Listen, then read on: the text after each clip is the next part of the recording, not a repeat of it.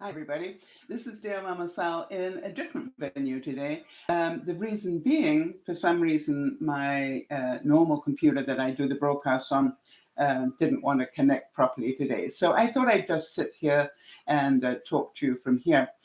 Today, for those of you who are new to the broadcast, I just need to let you know that we're going to be talking about apologizing. Now, something that we all do, but the question is, do we do it the correct way? And I want to tell you that I was pretty horrified when I read what the correct way was because I realized I've been doing it wrong all my life. So, it just goes really. Um, so I'm hoping that some of you will get a chuckle out of this when you realize that maybe you've been doing the same thing. I'm just trying to get everything up in front of me here so that I can do the broadcast. Just hold on one second. All right. For those of you who don't know, Dear Mama Sal is not just me, it's a group of people who get together. And I'd like to say hi to Jody, if she's here. I didn't see that. Hang on a second. Jeannie, I see. Hi, Jeannie. Good to see you. And to anybody else who's in the background there, always a pleasure to have you wherever you choose to be, either in the room. Hi there, Jody. Good to see you. And for those of you who don't know, Jody is our admin, so she looks after us all the time. It's really a difficult thing to apologize, and that's why I wanted to make sure we all understand how to do it. Why my hair isn't doing what it wants to. Yeah, really? I did my hair beautifully before I sat down, and then suddenly it just went mad. Never mind. All right, here we go. So, first of all, before we get to the apologizing bit, I wanted to just give kudos to Jody, who yesterday celebrated 7 years cancer-free. I think I got that right. So, serious kudos on that one, Jody. It must feel wonderful. But on the downside, because, life never gives it to us just one way, right? On the downside, her husband, Lionel, got COVID yesterday. And as Jody is already immune compromised, one of the things that is very frightening for her is to get infection of any sort. So let's keep our thoughts and prayers with Jody and Lionel while they struggle with this. It is really important that we understand that COVID for any of us is difficult, but if you've already got underlying conditions and serious ones, then, that's so frightening, it's not even funny. So all the best. I wanted to say that yesterday was Anna Marie's birthday, for those of you who know Anna Marie. And I believe Jeannie, tomorrow, if I'm right, will be 1 year since you had your kidney stones removed. I hope I got that right. It's also Chloe's birthday, for those of you who know Chloe. And we're waiting to find out if Autumn has actually moved. When she was on the broadcast on Sunday, she said she was moving this weekend, I believe. And so we'll wait to find out whenever it is. Best of luck, Autumn. None of us want to relive that. So it's been an interesting week for me, and I will talk to you about that a bit later. But in the meantime, I wanted to say that when I was doing the research for this particular broadcast, I found some quotes that were interesting. And the one that I want to start with is, an apology doesn't always mean that you're wrong and the other person is right. It just means you value your friendship more than your ego. Think about that. You apologize because you value the friendship more than your ego. Your ego will say, but I'm right. But sometimes you just need to bite the bullet and go, the relationship is more important to me than being right. And I'm certain we've all been there, and we've all had reasons to apologize. So, I'm going to read you a couple of things, and I'd like you to let me know. I'd like you to let me know whether you consider these to be an apology or a non-apology. Did you know there's such a thing as a non-apology? Part of my learning. So how about you say to somebody, or somebody says to you, I'm really angry with you because you did X, Y, and Z, and you reply with the words, I'm sorry you feel that way. Is that an apology or a non-apology? What do you think?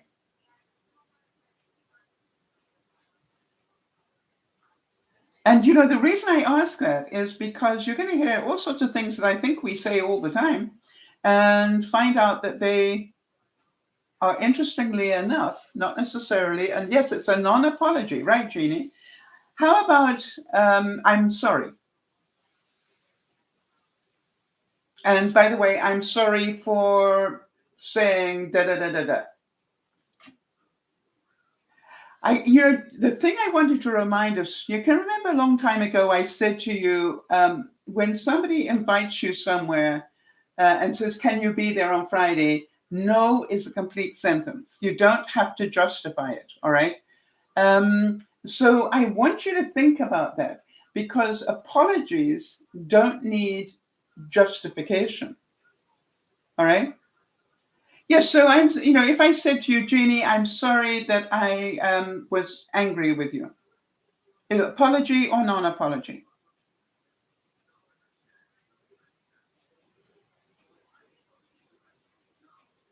So, you look at it and go, basically, if you, yes, very interesting. Jody's saying a pet peeve of mine is when somebody says, I'm sorry, but. If you ever add the word but, it is a non-apology. It negates, Jody is saying, it negates the apology. I do that all the time. I have to tell you that I have done that so often. I put my hand up for this one, because I want to explain why I did what I did. What about you guys? And so, but whenever we justify what we did, it's a non-apology. How do you feel about that? Or whenever we say things like, you must have misunderstood what I said. I've used that. I want to tell you, when somebody said to me, but you said da da da da, and I will say, I'm really sorry, but you must have misunderstood it. Because, but I've learned to say my intent was to say da da da da, and I'm sorry if I didn't make that clear. And I've had to learn to reword it because I didn't realize I was doing something wrong. Yes, so I'm sorry, but. Now, the question is, how many of you can say you're sorry without justifying it? Because I think that's pretty difficult to do. And one of the things that made me think about this was, if any of you have ever bought anything from Amazon, for example, and you've needed to return it, I don't know about you, but it's amazing the way that customer service at Amazon deals with things. Yeah, Jody's saying I have the tendency is to want to explain. I agree. Yes, and that's what I realize. I will say, yes, I did say that, but my reason for it was da da da da. So, isn't that interesting? My sense is, and I'm not 100% sure how you would cover that one, which is I'd like to apologize for what I said. However, if you'd like to know what caused me to say it, please let me know and I'll explain that to you. In other words, give them the option to know about the rest or not. But, if you say I was wrong, about the argument we had on Friday, I'd just like to say I was wrong. An apology.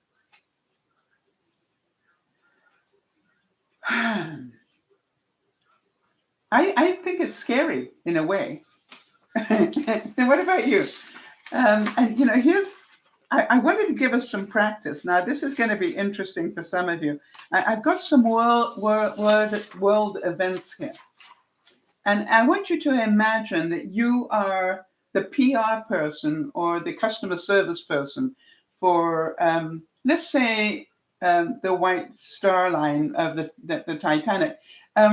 If they had to write an apology letter, how would you word it? If you were their PR person and the Titanic had just gone down and you are now writing to the family and friends that you're aware of for what happened. And the reason I'm mentioning this is because what I find really interesting with the customer service at Amazon is they very rarely justify anything. They very rarely say, well, that's unusual. Normally, those things work perfectly. They just go, what was wrong with it? Would you like a refund? And they are only interested in what it takes to make you happy. And I find that really interesting. They don't want to justify anything. They just want to, they're sorry that it happened. And basically, how can we make this better for you? Would you like a refund? Would you like a refund? Or they don't even ask, would you like a refund? I found that they're inclined to just say, we will refund that immediately. If you would be kind enough to return it, the refund will probably take about a week after we get the item back again. So, interesting. But if you were, and that's a pretty hard one, isn't it? But if you were the White Star Line, which was the group, shipping group that the Titanic was in, how would you write an apology to the family? And if you think about that, you couldn't explain anything other than the fact. All you could say is, I am sorry that it happened, and we are looking into the cause. In the meantime, please let us know what we can do to help you at this time. I don't know. How would you apologize without explaining?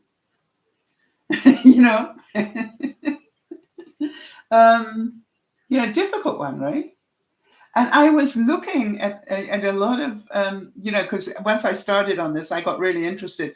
But I was looking at an awful lot of political apologies. All right. And you'll be amazed how many of those are actually non-apologies. Quite frightening. They're nearly always passing the blame onto somebody else, or I didn't realize what I was doing, or, it's really quite interesting because very few of them stop at the words, I'm sorry for what I did. And I want to say that I went to apologize to somebody yesterday, having done this research. And I literally wrote, I just wanted to apologize for X, Y, and Z. And I went, no, forget the justification.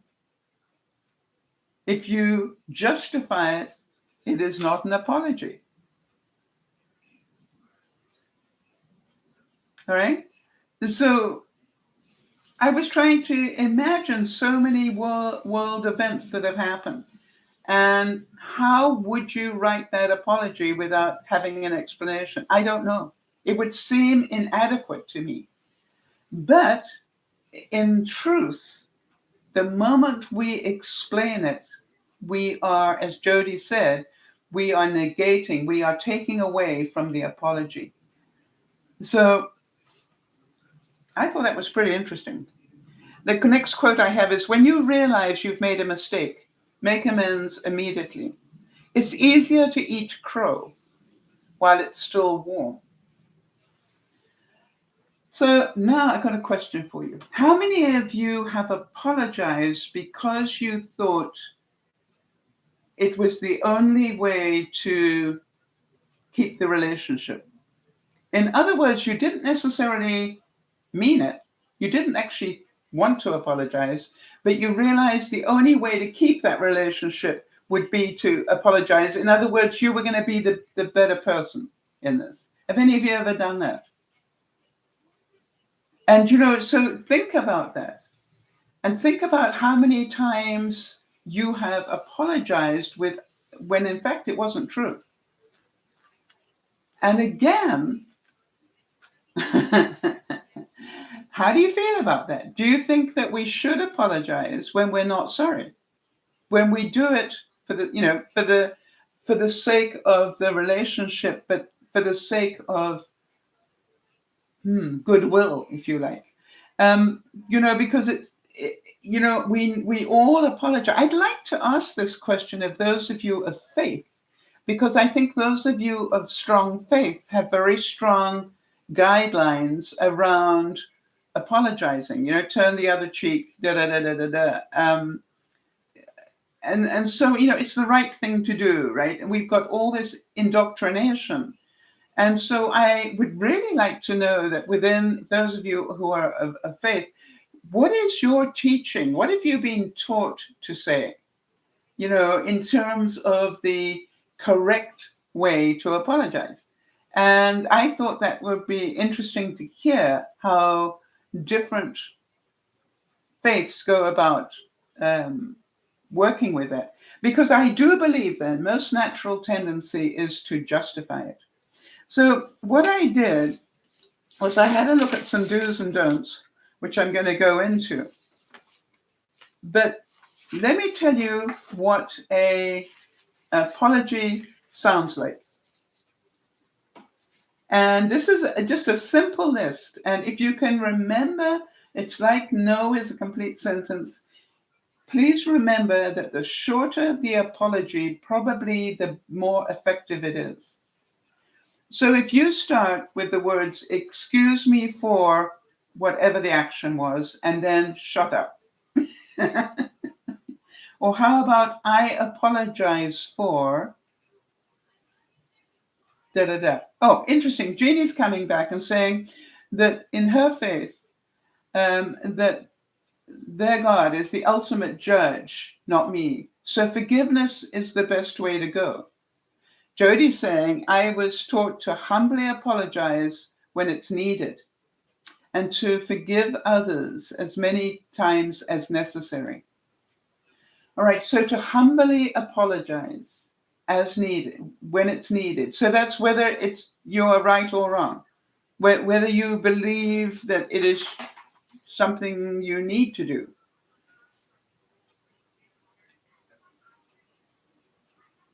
And the reason I say this is a lot of people have issues going on in their lives.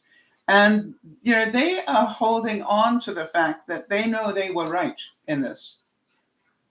And, whatever it is, right in terms of the way that they understand it. So that's why I thought we should talk about it a bit and just see how you humbly apologize to somebody when you believe they were wrong. How do you do that and still be telling the truth? Or is it that you just blanketly apologize so that you are clear in your mind and in your, you have freedom? Is that the idea, that we should apologize to have freedom? In other words, I apologize, and then in brackets, the ball's now in your court. So interesting. To say,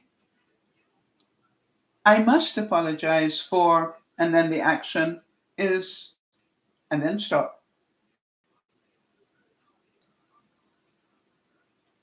Please accept my apology. Stop. No, but the reason I did it was da da da da da. Okay, so here Jody's saying my wording was incorrect. I need to apologize when I had no responsibility in the issue, but to recognize it when needed and have no problem apologizing.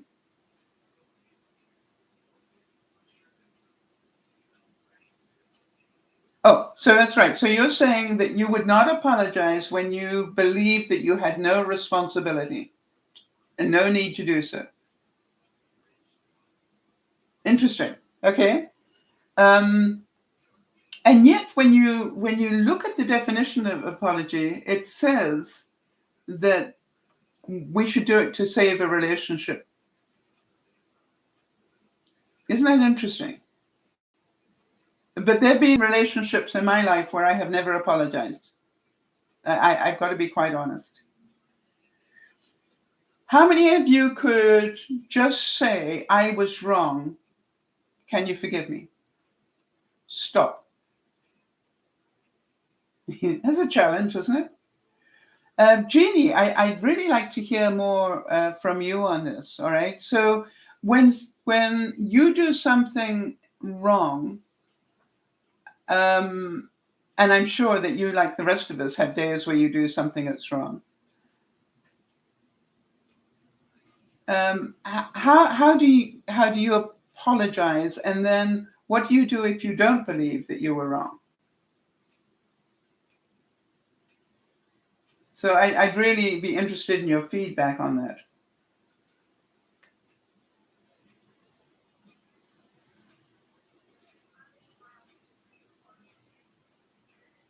I like the fact that I was wrong. Can you forgive me?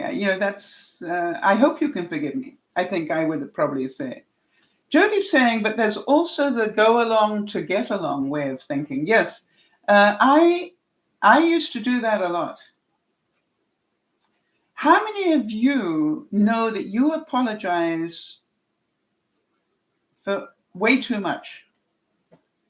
When I say that, how many of you have been in a meeting or a group or something and said, "I'm sorry to interrupt, but da da da da da da." Where really you're not sorry to interrupt.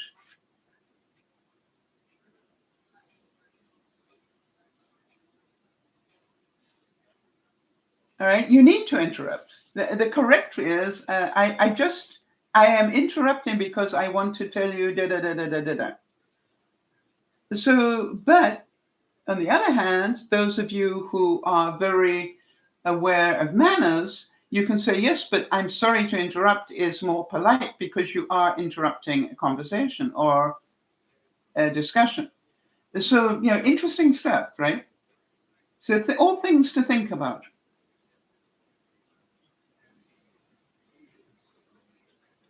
So to me, I just want you all to be more aware and be aware how many times you apologize when you actually don't want to. Jeannie's saying, I have had to apologize to York lately when he says I hurt his feelings. But I tell him when he hurts my feelings too. It's a slippery slope going both ways, but I like to keep the peace. Yeah. By the way, Jeannie, nobody hurts another person's feelings. If you think about it, we get upset when we hear somebody else's opinion. We hurt our own feelings by our reaction to what's being said. Because, as you know, I often give this example. If I said to Jody, you're a car, go vroom, vroom, vroom, vroom around the room, she would just laugh at me and say, no, I'm not a car. And yet, when somebody says something that is equally preposterous to us, we tell them they hurt our feelings.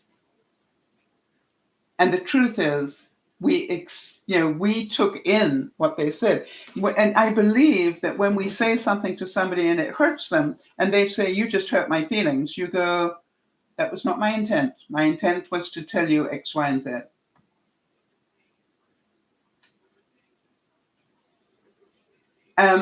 So the thing is,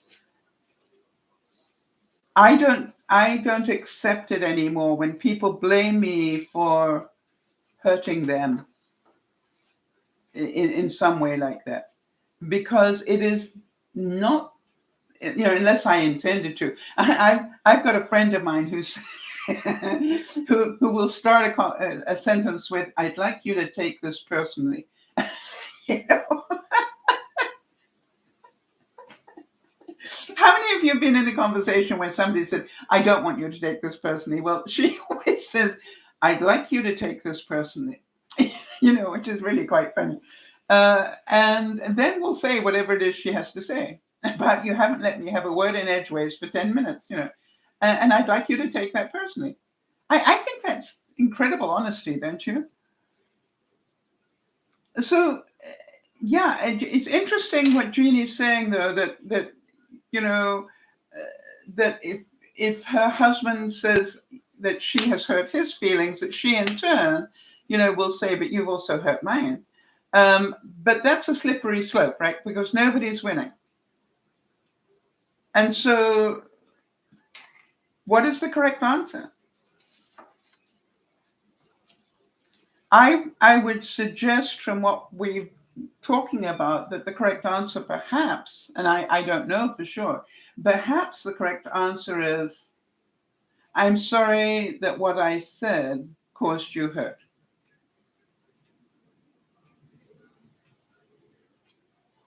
That was not my intent, is what I want to say at the end of that.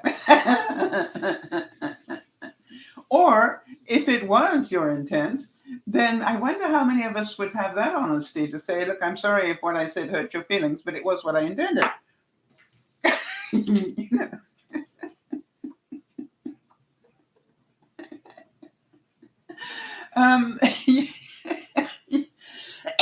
Think about that.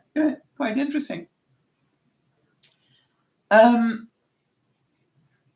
Okay, interesting. Jeannie's saying that she does say that, but he carries on. And since his stroke, he's lost a filter, a social filter. Yes, if you're talking to anybody who's got a social filter issue, it might be, what am I thinking of? Autism or something like that, where they don't have that social filter.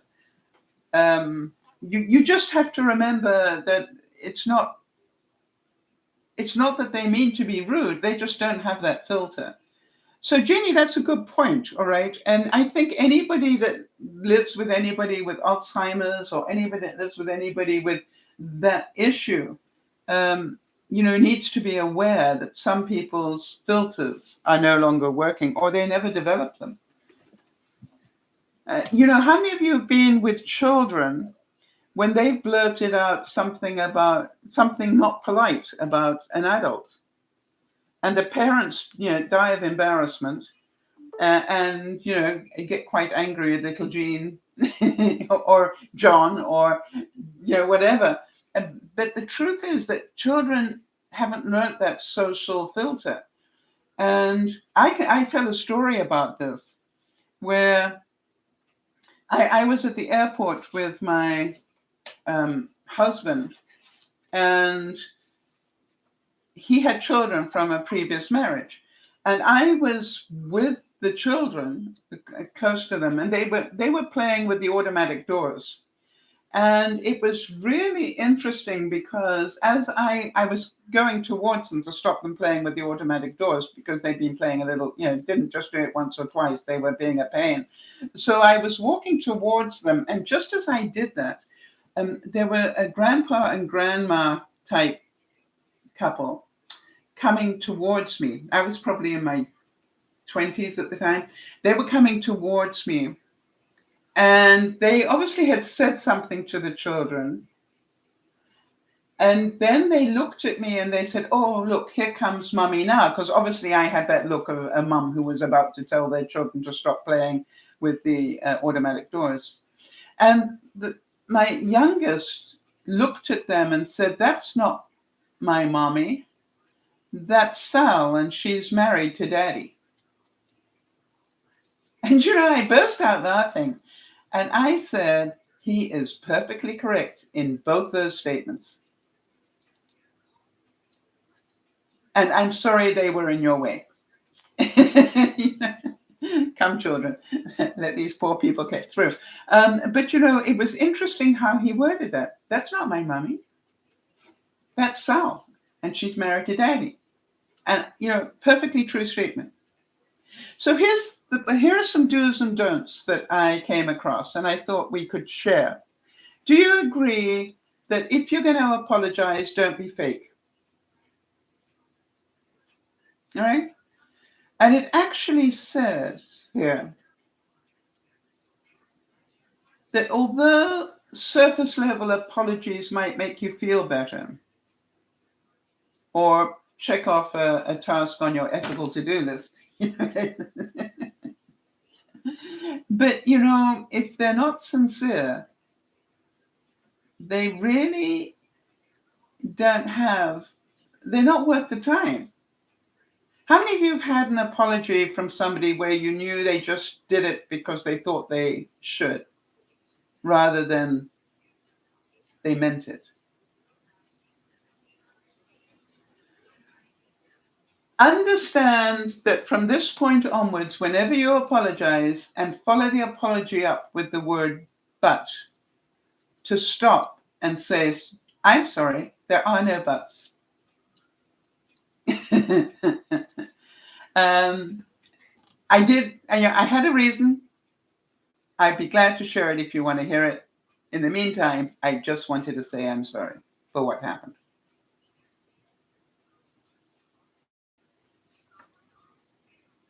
Let me stop right there.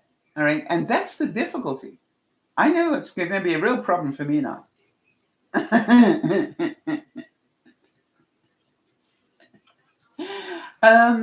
Do you think that we are going to have a lot of problems with this? I've always said to people, ignorance is bliss. When you don't know this fact, it's much easier. But how many of you know from this point onwards, life's going to get a little bit more difficult because you know better? And so how many of you are going to have a sense of humor about it? How many of you are going to go, yeah, I want to say I'm sorry, but oh no. If I say it, but that means I'm not sorry. So let me try that again. I want to say I'm sorry.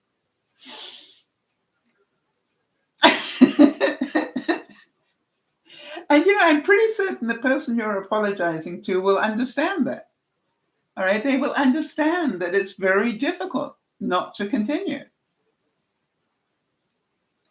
Don't deflect or retaliate. All right. One of the interesting things I find is haters on YouTube. One of the things, I always made it a point that I would answer as many comments on my YouTube channel as I possibly could. But, every now and then I get a hater. And I find it really interesting because I always thank them for the time they took to make a comment. That's what I thank them for in my mind.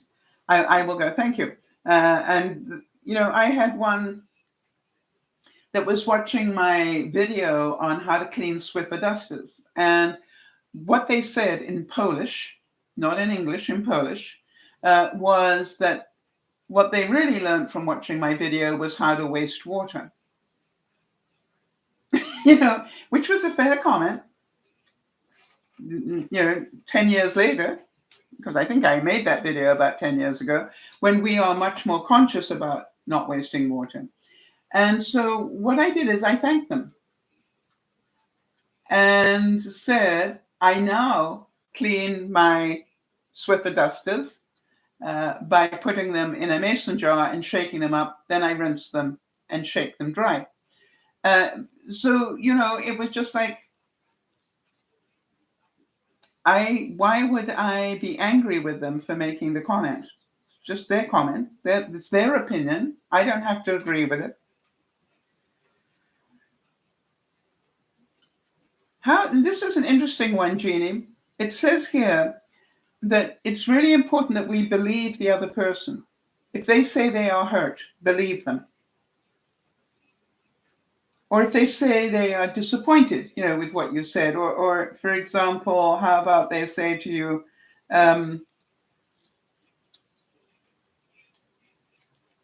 you ruined my day.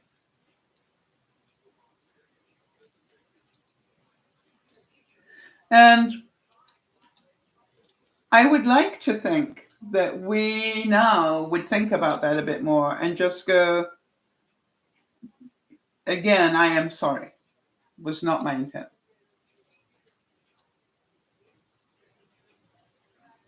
The most important thing we can do when we are trying to apologize is to obviously keep it short. Because would you agree, the more we talk, the more we dig ourselves a hole. And so really important to go, I started this conversation to apologize, and I that is what I hope I have done, because I am sorry. What do you do if somebody says, well, for what? Or what do you do when somebody says, well, you sure don't sound it, or whatever? And again, the most important thing is to keep that emotional intelligence going. Keep reminding yourself that this is an exercise in self-control. More than anything, it's an exercise in self-control. And so, you look at it and you go, if they are able to press your buttons, that means I would like to suggest you weren't in a good enough place to start the conversation, because it is really important that you realize the conversation can get out of control just as easily as it did before. All right, Jody's saying, what are your feelings about someone that repeatedly offends with the same phrase, then follows up with, oh, so sorry. Can you give me an example, Jody, just so that I understand it better?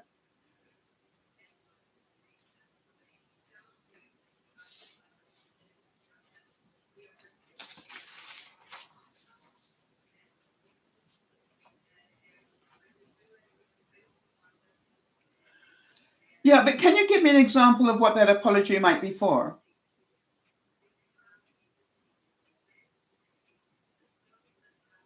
And Jody's saying, that you've heard this apology 10 times, but they still keep doing the same thing, is my understanding here. I would say that in terms of, my gosh. All right, so Jody's saying that this person has said, for example, the color you're wearing is hideous on you. I believe the correct answer to that, Jody, is thank you for your opinion.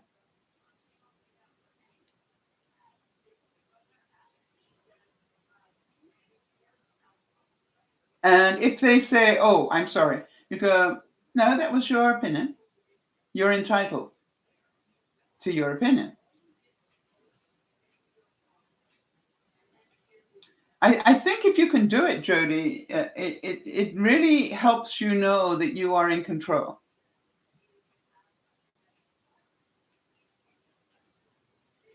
Yeah, and Jeannie's saying, well, I love this color. But the truth is, I would say the simplest way is thank you for your opinion. Jody's saying I'd like to tell them a few things. Yeah, I agree with you that that's what we want to do. But why get into it? All right? Why get into it? If you're not gonna win this argument. So I've really I've learned, and it's an amazingly quick way to shut somebody like that down. It's just thank you for your opinion. Because if you don't react, they don't have the power anymore. Right? And that is I think I've had it happen where people will say to me, what do you think of my haircut? And I'll say, you do know it's me you're talking to. And the reason I say that is if you ask me, what do you think of my haircut? I will probably tell you. All right. And anybody who knows me knows that, because telling the truth is more important to me than making you feel good about your haircut. So what I'm inclined to say is, I'm sure I'll get used to it. It's a change for me right now. And I'm having a little difficulty processing it, but I'm sure I'm sure I'll get used to it eventually. But the interesting thing that I found is that my friends appreciate that. They know I won't lie. So, it might be, hey, what do you think of my new dress? I will say, what I think about it is really not important. I want to make sure, what do you think about it? All right. I want to know that obviously you love it because you bought it. Right? So my opinion isn't important. But if they say, tell me honestly because, and I'm going, that's dangerous ground, people. And remember, you're talking to me because, I will be honest. But it's just my opinion, and I will say that. You understand, you can ask the next 10 people and they will love it.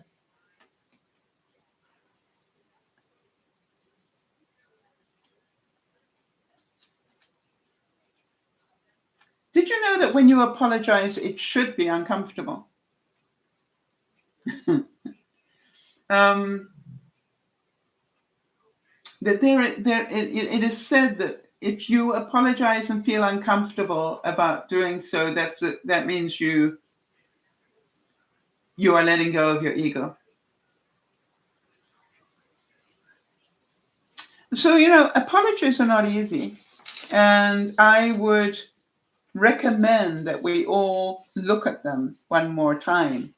And I found a really nice thing that said here, a good apology has just 3 parts. I'm sorry. It's my fault. What can I do to make it right? And I would like to say that maybe an apology just has 2 parts. I'm sorry. Is there anything I can do to make it right?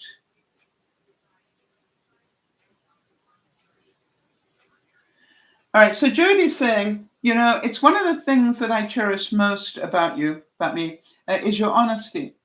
If you say something looks good on me, I know I look good, but only in my opinion, Jody.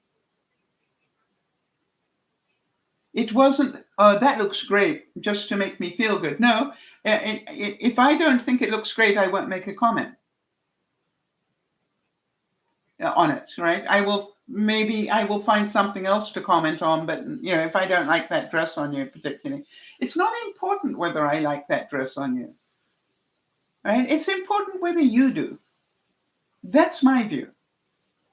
And and I've had to explain that to a lot of my friends. And I'd go, part of me wants to tell you that I think it looks great because that's probably what you want to hear. But it's not my favorite. Got to tell you that.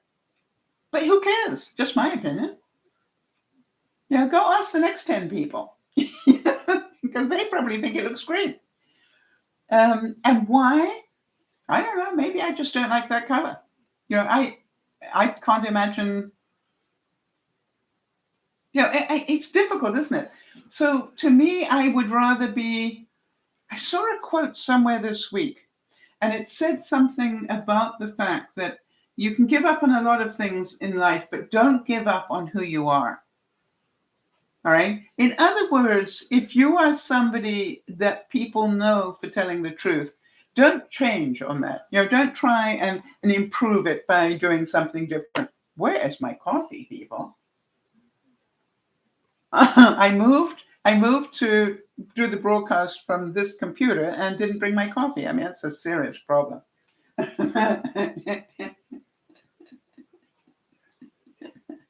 Never mind. Anyway, so just wanted to sort of touch on that and to remind you all that we don't make people feel anything. They do that to themselves, all right? And that's what I want. If somebody says to you, "You hurt my feelings," I quite honestly, I am known to say things like, "Actually, no, I believe you hurt your own feelings because you didn't like what I said." And that's okay that you didn't like what I said. But I didn't hurt your feelings. I just told you my truth. Wasn't it Eleanor Roosevelt that said nobody can make you feel anything? I think it was Eleanor Roosevelt that said that. And so, it's difficult for people to hear. It's one of those things people don't want to acknowledge. But people do not hurt me. I hurt myself by the way that I process what they said. And that's something that we all need to be more aware of. I got a quote here that says, you can apologize over and over, but if your actions don't change, the words become meaningless. And so that's the thing that Jody was talking about, right? Which is the person that thinks that thing looks hideous on you. And, I probably, Jody, if somebody said that to me more than once and say, I wonder if we could have a deal where you don't tell me that every time you see me, every time I'm wearing this. I had a situation going on with my neighbors where every time they saw me, they brought up something that they thought I did wrong. When in fact I didn't do anything wrong. I chose not to fight that particular battle. It wasn't wrong. I was aware of what I was doing, but the subject kept coming up every time we all got together. And eventually I got tired of it. And I said, guys, I'm going to ask you not to keep bringing that topic up that you think I was weak. Oh, no, we didn't say that. I said, no, not in so many words, but it's what you all mean. And I'm going to ask you, please, not to keep bringing it up, or I'm going to need to stop coming to these lunches because I'm tired of it now. You made your point. We disagree on the reasons, and that's okay. But I don't need it pushed in my face every time I see you. I haven't heard another word about it. What they say privately is their business, right? It's just like, I don't want to hear it anymore. So to me, the other thing I find is a lot of people, when you give them that sort of truth, they go, oh, no, I didn't mean it that way. And I go, actually, I think you did. I think you did. And that's okay. Just your opinion. And I have a different one. And so I think it's going to be interesting, as we go through the next few months and so forth, hearing your stories about things that you want to apologize for, but you have a problem because you can't say but anymore. I'd be really interested to hear those. All right, so Jeannie's saying, my deceased cousin used to pick at me every time she called me. Finally, both York and I had to let her go because she became very hurtful. Yeah, did you explain why you were letting her go, Jeannie? And she never said thank you when we helped her. Yeah. The whole thing is the whole thing is that it is okay to say to somebody, we're letting you go. Right? I've said to somebody, I am sorry, but this relationship no longer makes me happy. It makes me angry, and it makes me frustrated, and I don't think it's one I want to continue. And people have been shocked when I've said it, and it's just like, yeah, Jeannie's saying she was a user. So again, I'm pretty certain I would have said, I'm sorry, but I'm going to need to let you go. Would I apologize for that? All right. But, that's probably what I would say. How about you guys? Would you start with, I'm sorry, but I need to let you go? Yeah. So I really want to keep track of how many times we say, I'm sorry. And especially in Canada, Canadians are known for being very apologetic people, right? And it's not that we're weak or nasty, or pathetic. It's just that that's what they do. They are. I think that they see it as a way of being polite, and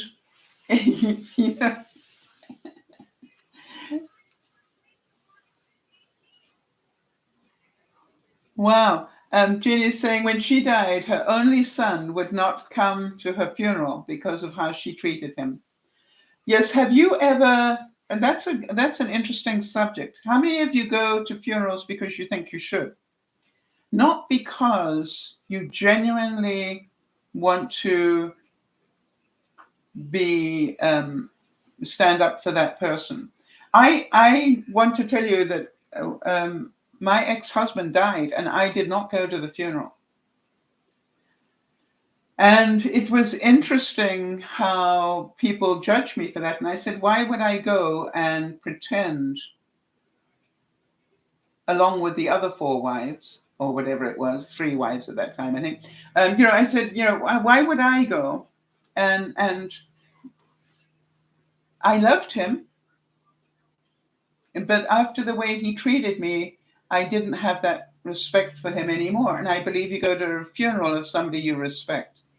And I did not respect him anymore. So, and I said, I think, I would go to the funeral to be seen, to be there, as opposed to because I want to be there. And on the other hand, I met somebody who I really liked, hadn't known them very long, and their mother died. And I went to that funeral, and they were stunned. And they said, Sal, but you didn't even know her. And I said, but I know you, and I am here for you, not for her.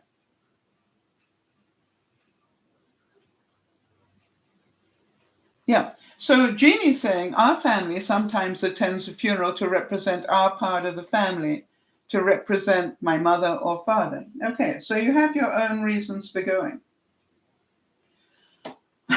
So would we agree to discuss, bring me back stories of the apology thing, and how many times you say sorry and catch yourself saying it and go, wait a minute, in your head think, am I really sorry? Or am I just saying that? Interesting one. Apologizing, as I said, doesn't always mean that you're wrong or that the other person is right. It means you value the relationship more. And so if that is true, do you think that you should apologize regardless if what you want to do is to hold on to the relationship? I really have a problem with that, because I'm saying if I'm not truly sorry, then that would be telling a lie, and that would be a problem for me.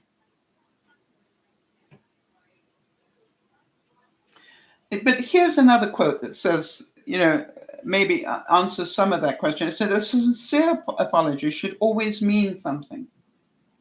Doesn't mean trust will snap right back, because would you agree, when we upset somebody, when we hurt them, or when they feel that we've hurt them, there is the trust level gets broken, and that's what needs to be rebuilt. However, if you apologize, it does open the door to some level of healing.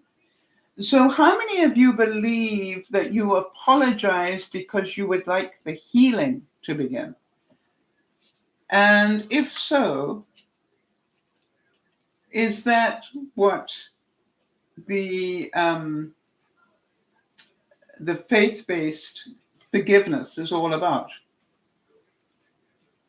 But we are taught to humbly apologize and to accept apologies. I had a problem with that growing up. I don't mind telling you that. What about people who are abusers, physical abusers, who beat the heck out of you one day and apologize the next? Does that mean that we must forgive them because they apologized? Didn't mean it, but walk in with flowers the next day and say, I'm sorry I gave you a black eye and broke 2 teeth. I didn't really mean it. How do you feel about that?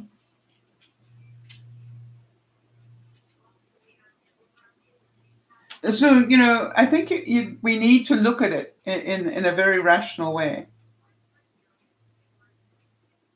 And, and as Jody said, apologies mean nothing if you keep on doing it. And so to me, if somebody apologizes more than once for the same thing, I believe what I would say is, I'd be more likely to believe this if you stop the behavior. So, Jody, when that person tells you that that looks horrific on you, and then said, "Oh, I'm sorry," yeah, maybe just saying to them, I would probably find it easier to believe that if you stopped saying it every time I wore this.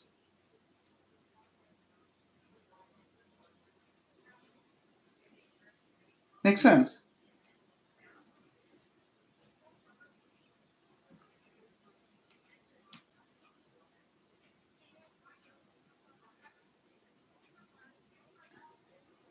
Right. Jeannie makes a good point here. She said, we forgive ourselves, but not forget their violent acts. And I think that's something that we really do need to teach better, which is somebody hitting you is not love, even if they apologize. Somebody hitting you twice is abuse, even if they apologize.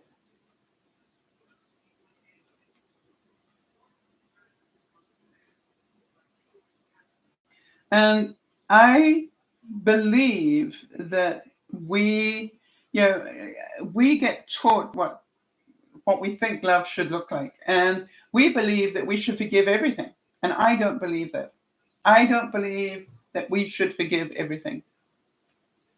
Again, I think I've told you this story before, but I want to repeat it because I want to tell you that I was not able.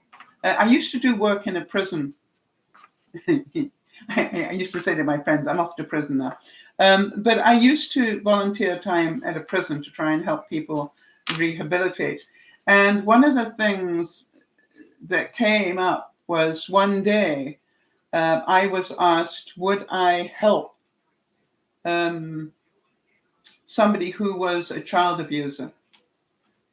And I said, no, I'm sorry. I'm not that godly. And I actually said, I know there are people that can do that, but I can't because I just don't have it in me. I am not that good. Now, whether I could today, I don't know, but I still think I'd probably say no. And it's just that, and yet I had helped people that I know had murdered other people. But the funny, no, not funny, it wasn't funny. The strange thing was that almost every time when I heard their story, if I waited long enough, I would hear the story. Nearly every single time that they killed somebody, it was because they were being abused in some way. And so there's part of me that goes, interesting.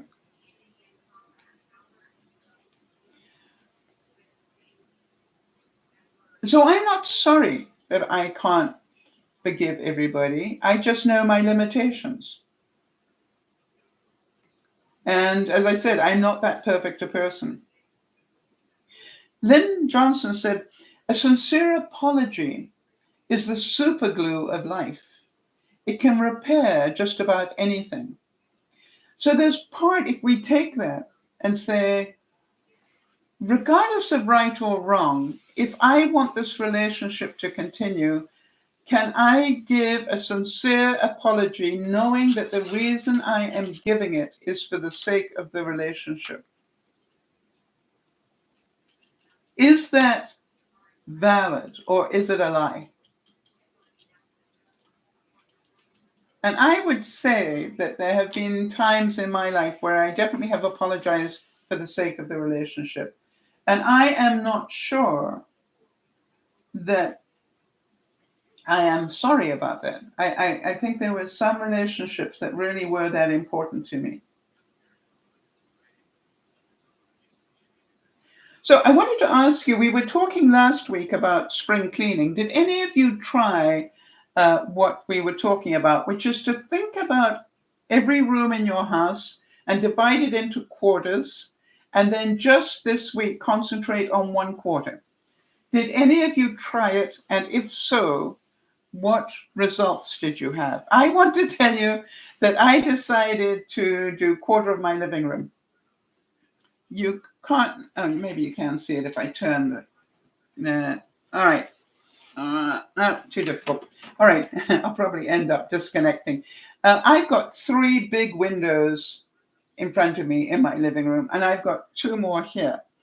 So I decided that that was going to be my task of spring cleaning. I was going to clean those windows. And I did really well until I realized that those windows were all double glazed. And I thought, no, I didn't sign up to do both lots.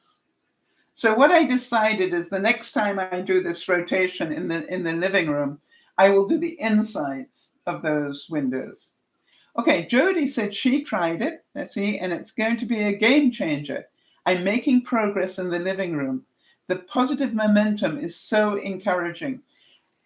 Is it true, Jody, that the difficulty is just to stop and say, okay, it's all I have to do. You know, it's okay to stop now until the next time. And I managed to not only do the windows, but I did behind the couch here. Oh, I did under the couch. You know my super duper new vacuum thing? Well, I found out that I can put the long hose attachment or a solid tube attachment onto the hand grip and then put the fine nozzle on the end of it. And it was great for going underneath my couches. So that was really good. And I also managed to get one step towards the fireplace area, which is over there, which I consider to be another room. So yes, it did work. And what I've also found is that I'm doing it in every room now. You know, in other words, when I walk into the kitchen and go to clean up the kitchen, I start at a new place every time. I wonder if that makes sense. You know, even when I'm tidying up. Why? Because I normally find out that the first place I tidy up and clean, I do the best job on. So what I do is I keep starting it in a different place. I wonder if that makes sense to anybody. Now, I found out one more thing that works really well if any of you are interested. And that was I literally in the morning would take, you know, a scrap of paper like so, and I just put about 8 bits down, you know, 8 lines across, and then, you know, number them 1 to 8. Why? Because I reckon that I should be active for about 8 hours a day, at least. And so what I do is every hour I'd like to do one thing. And the reason is because I'm certain you've all found this, once you sit down, it's difficult to get back up again. And so what I now do is I have this list and it goes, all right, between 1 and 2, I need to phone so-and-so. Between 2 and 3, I need to check on da-da-da-da-da. Between 3 and 4, I want to do follow up on X, Y, and Z. Between 5 and 6, I want to write a note to my friend. Between 6 and 7, you understand? But I've got a whole hour to do that one little thing. What I found really interesting was how many things I got done. Because I still did all the regular things and I still got distracted by regular other things, but I managed to get all those things that I normally would put off. I managed to get them done. I had a very productive week. And so let's keep talking about the things we try that work.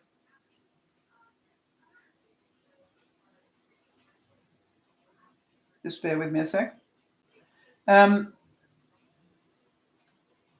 was such a simple thing to do, and I thought, why don't I normally do this? Why? It's easier to sit and do anything. Now, the other thing I do is I make sure I rest. And the reason that I say that is because I can go out and do a big thing, and then I want to rest. I've got to go and get my coffee, but I'm going to get my coffee because I want to show you the new roses I got. I'm pretty sure you want to see them, right? Hang on a second. I'm going to put my table down. It's one of those ones that goes down. There we go. I'm going to go. I'll be right back.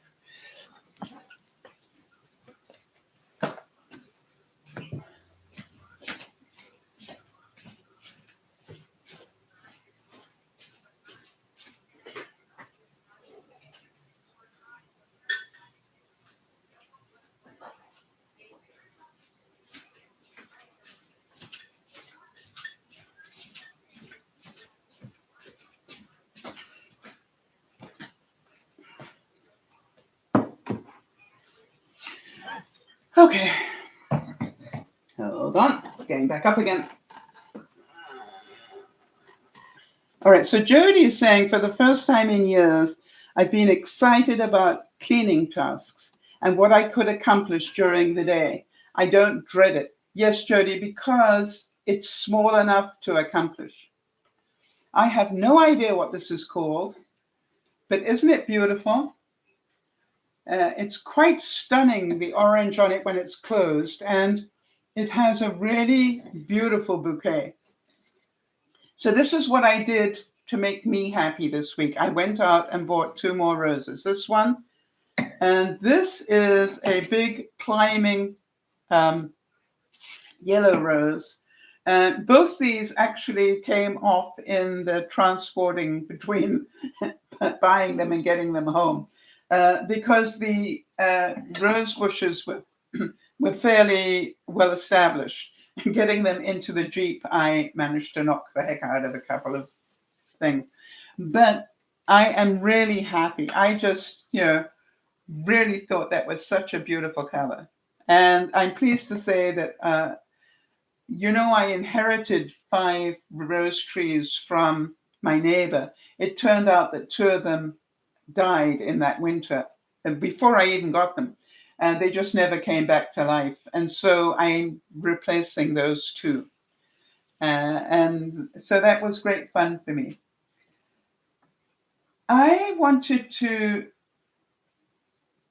ask you, did any of you see Matthew McConaughey at the White House this week? Because I was absolutely shocked to hear that he actually grew up in Uvalde. That was the town where the children all got shot up at school. I didn't know he came from there. And it was just like, wow. And what I found so interesting was to watch him be in the press room at the White House and how nervous he looked. You'd think for an actor, giving a speech would be pretty easy. But he really, I don't know, he just looked uncomfortable, although you could tell he really wanted to do what he was doing. But he really looked uncomfortable. Right. And, I found that really quite amazing to watch him. And I find that a lot with actors. I don't know if you've ever noticed that when they are not acting, then don't look nearly as confident as they do when they're playing the part.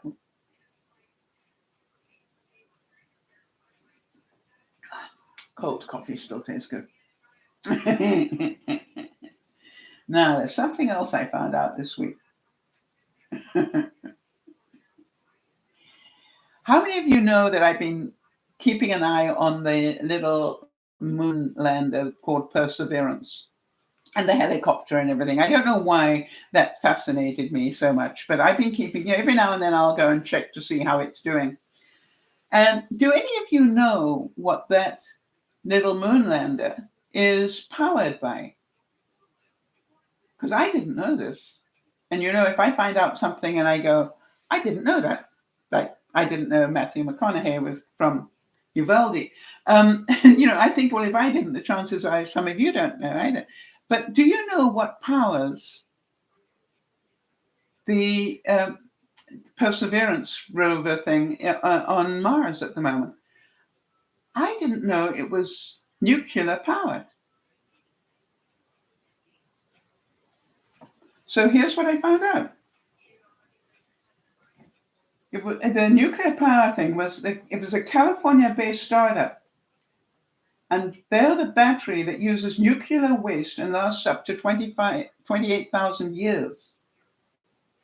The power of the nanodiamond battery comes from radioactive isotopes used in nuclear reactors. Perseverance rover Mars samples won't make it to Earth. Here's another thing I found out when I was researching that. those samples that it's, been digging in and getting samples from Mars, they won't get back to Earth until at best 2033.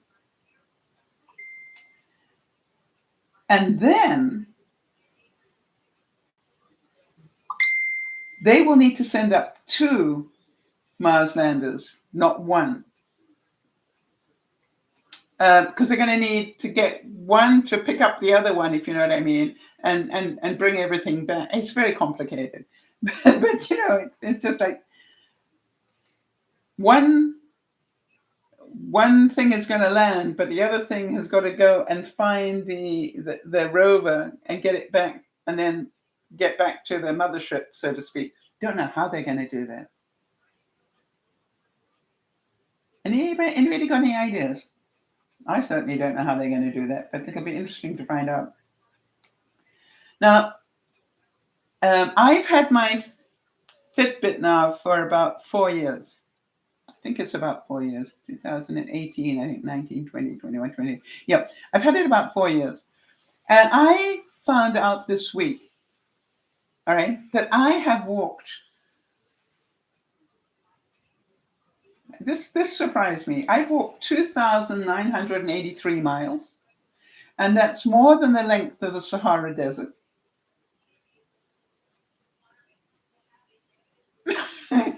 In 4 years. So if anybody says to you, how long would it take to walk across the Sahara Desert? Well, the length of it, 4 years. Sal would take 4 years.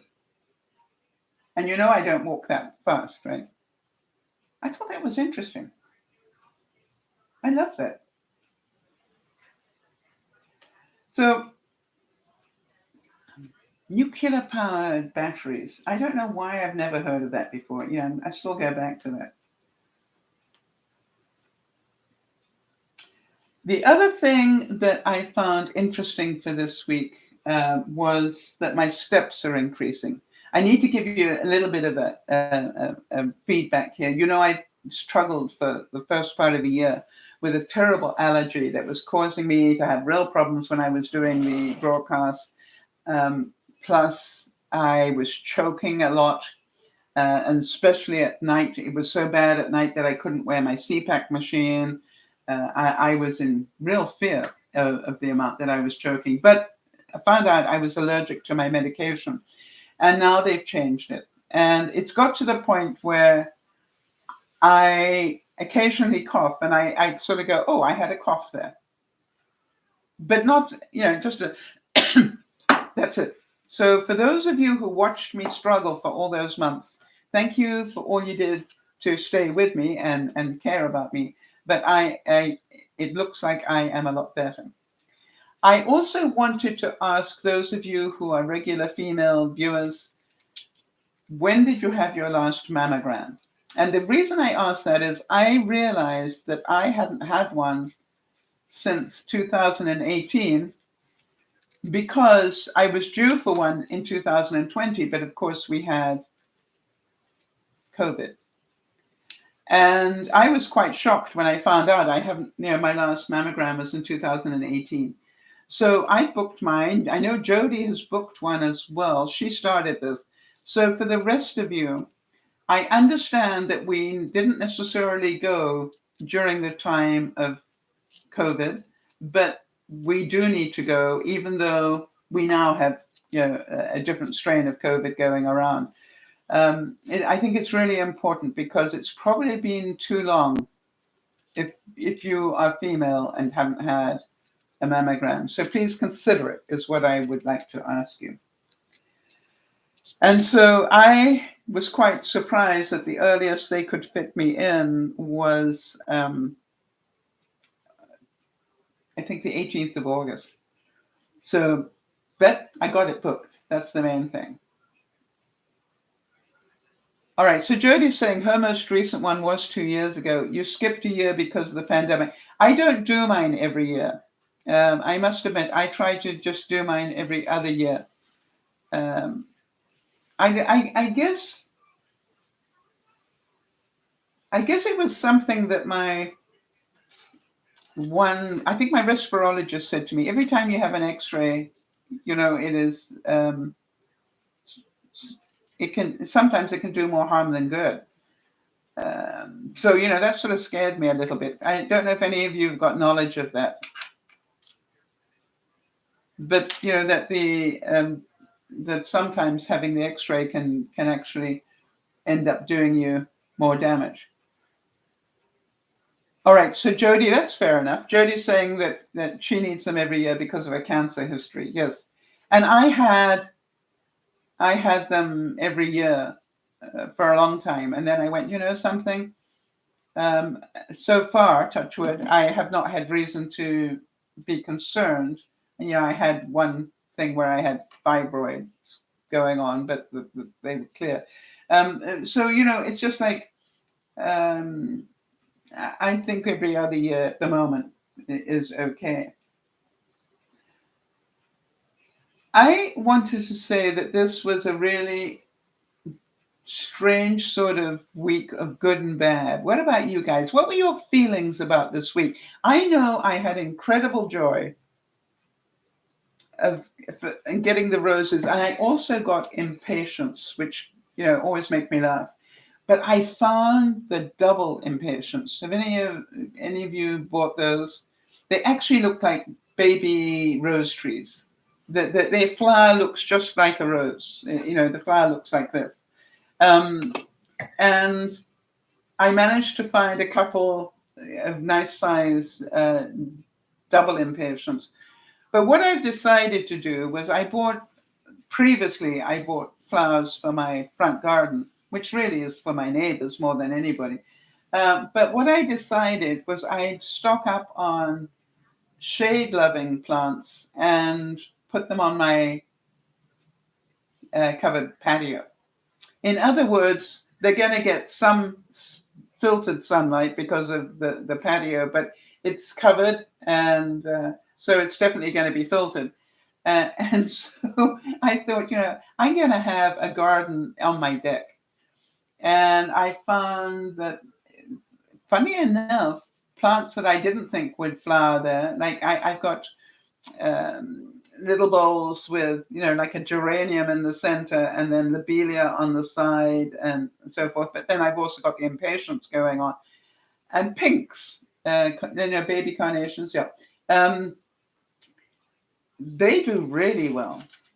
And so it's really good to know. I'm going to definitely be doing that again. And some of you know that I took a shoe hanger, one of those things with pockets in it that you put shoes in. And I've been putting plants in it. It's like a wall of plants and flowers. And I've got, impatiens growing next to, small tomato plants or stuff like that. I've just got a mixture going on. So I think that's going to be fun. And that's getting quite exciting. You will know that I put in the air conditioner, and I wanted to let you know that as soon as I got the air conditioner, the portable one, the weather got cold the next day and has been pretty cold ever since. But we did have one day when it was pretty warm. And what I decided was, rather than put the portable on, what I would get out do any of you have one of those little individual personal air conditioners? I've got the computer sitting on mine right now. And, it's like a little box like this. And I bought one a few years ago. I've never regretted that. So when it got a little bit warm, I decided I don't need the whole house or everything cooled down, because it's really not, it's just a little warm. So I used a little personal one, and I forgot how effective that was. And when you think about it, for a lot of people, it might be cheaper just to buy a couple of small ones so that wherever you are, you can keep cool, rather than buy an expensive portable one. And I was thinking about that. But what I thought I would do is one day I will wait until it gets quite warm, and then I will show you what a difference a portable one makes, as a small little one can make in a room. I was thinking about the kitchen where I do the broadcast. It gets pretty darn toasty in there in the summer. So I thought some of you might like to see how that actually works and how well it works or not. And I really feel that this has been a change for me week. I don't know about you. I felt that my health changed this week. I was quite surprised that my steps had gone way up. Um, and the reason that my steps have gone up is I'm feeling better. Now, that sort of made sense to me. And I looked at it and went, wow, what a difference the right medication can make. And I'm happy with it. All right, so there we are. That's it for today. I just wanted to make sure that we did something on apologies because I'm struggling, and I thought that we all needed to have another look at it. I'll be very interested to hear your story. Yeah, Jody said it's been a roller coaster of emotion for her this week, both positive and challenging. All right, so that's the thing, Jody. Can we talk about that a bit? Is there something you'd like to discuss so that we can do that? And anybody else who's got anything that they would like to discuss, this will be time to let me know. So, Jody, what was it that was positive emotion for you this week? The cleaning? I was trying to imagine, Jody, how incredibly scary it must have been when you heard that Lionel tested positive for COVID. Yeah, that's what she's saying. The positive was the cleaning task. I was trying to imagine, when you are immune compromised to start with, when you know that you are at risk of getting any infection, um, the challenging was Lionel, but was the fact that he was sick, did that not terrify you that you might pay the price for that in some way? I don't know how to word that in a correct way. That that your health would be negatively affected even if you didn't get COVID. I was trying to put myself in your shoes and go, how would I feel if I was that immune compromised and then my partner or husband or whatever, I have never had or whatever. Anyway, caught COVID.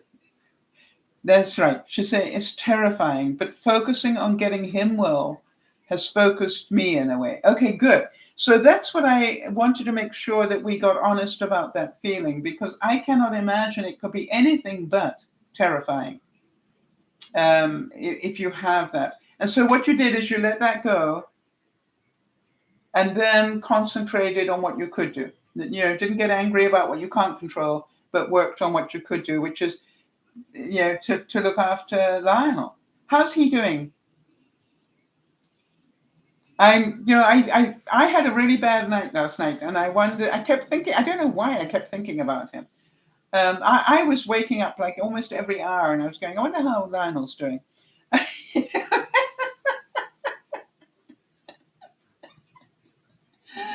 And it's really weird. And so, it was just like, I know it's not helping him one bit, but I do want you to know I was thinking about him quite a bit. And praying for a speedy recovery. I hope he hasn't got that headache that I had. That is really, really scary.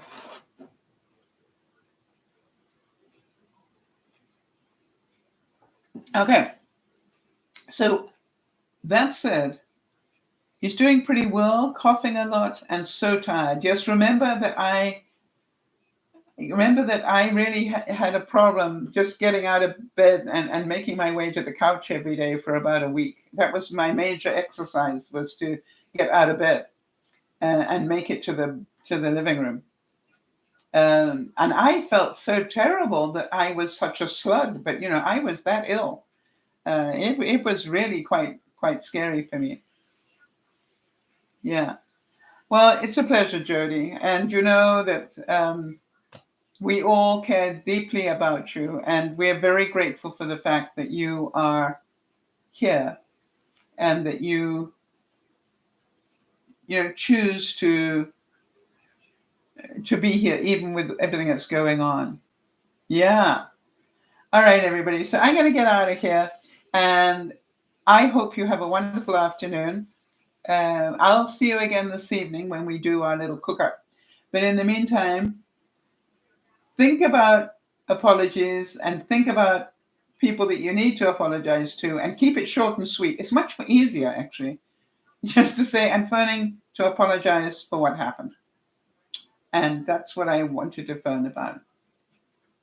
I'll talk to you soon. Get out of the way. But, almost impossible not to say more. This is Dear Mama Sal saying, I love you dearly. Thank you for being here, Jody, and always so grateful for the fact that you look after us the way that you do. And I'm hoping that you will all know that coping with life sometimes is a bit challenging. Coping with feelings is definitely challenging. And remember, we are only responsible for our own feelings, not for somebody else's. If you say something and it hurts somebody else, unless you intended it to hurt them, it's not on you. It is their interpretation. And that is something you need to consider. Do you need to apologize for somebody's feelings getting hurt? And part of me goes, sometimes, yes, I think we do. Because our intent was not to hurt them. But don't apologize for things you're not sorry for. Because I think that's a lie. This is Dear Mama Sal saying, thank you for being here. We'll see you this evening. Bye-bye for now.